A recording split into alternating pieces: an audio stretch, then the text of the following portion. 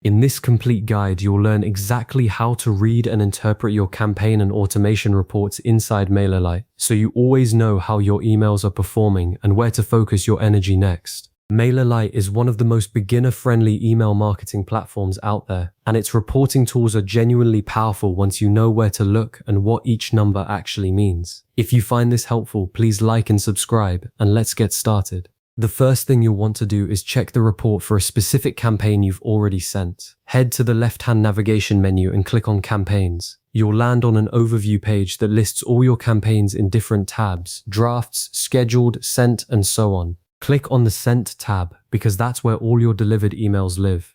Once you're there, find the specific campaign you want to analyze and click the View Report button right next to it. This opens a detailed breakdown of everything that happened after you hit send. You'll see your open rate, click rate, unsubscribes, bounces, and more, all in one clean dashboard. A healthy open rate benchmark varies by industry, but anything above 20% is generally considered solid. If you're consistently above 30, your subject lines are working hard for you. Now, within that campaign report, take time to look beyond the headline numbers. The click map, for instance, shows you exactly which links inside your email people clicked and how many times. This is invaluable information because it tells you which calls to action your audience responds to and which content they scroll past entirely. If one button got 10 times the clicks of another, that's a signal about what your subscribers actually care about. Use this intelligence to inform the design and copy of your next campaign rather than just guessing. Next, let's look at automation reports, which work a little differently because automations are sequences of emails triggered by subscriber behavior rather than a single send you scheduled manually. Go back to the left menu and click on Automations. You'll see a list of all the workflows you've built: welcome sequences, re-engagement flows, post-purchase series, whatever you've set up. Click into the specific workflow you want to review. Inside the workflow editor, you'll find a View Report button that gives you a performance breakdown for the entire sequence. But here's the part most people miss. You can drill into the stats for each individual email within that automation.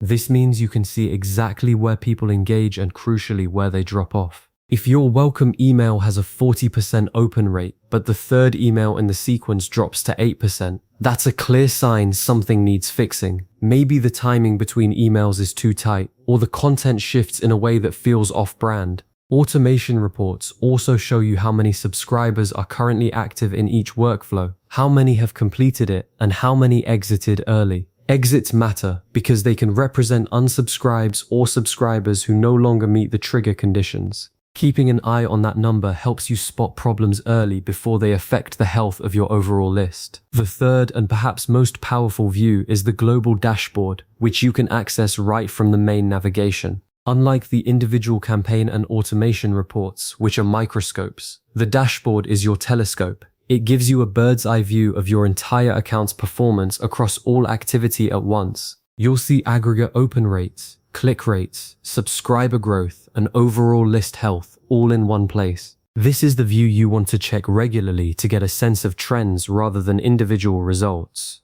One of the most useful features on the dashboard is the ability to filter by time frame. You can narrow the view to the last 7 days, 30 days, 90 days, 6 months, or a custom range of your choosing. This makes it easy to compare a recent promotional push against a quieter period, or to see how your numbers have evolved over the course of a quarter. Use this filter whenever you're preparing for a strategy review or reporting to a client or stakeholder.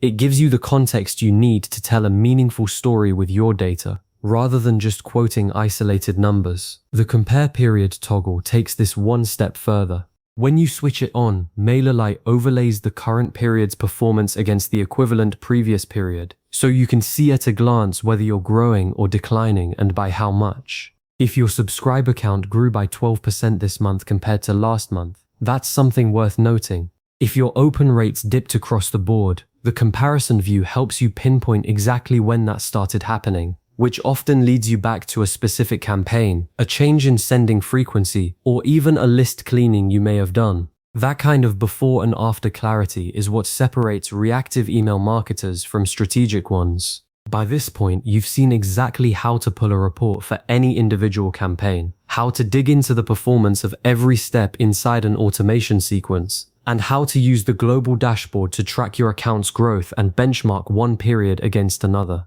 Together, these three reporting views give you a complete picture, from the granular detail of a single subject line to the long arc trajectory of your entire email program.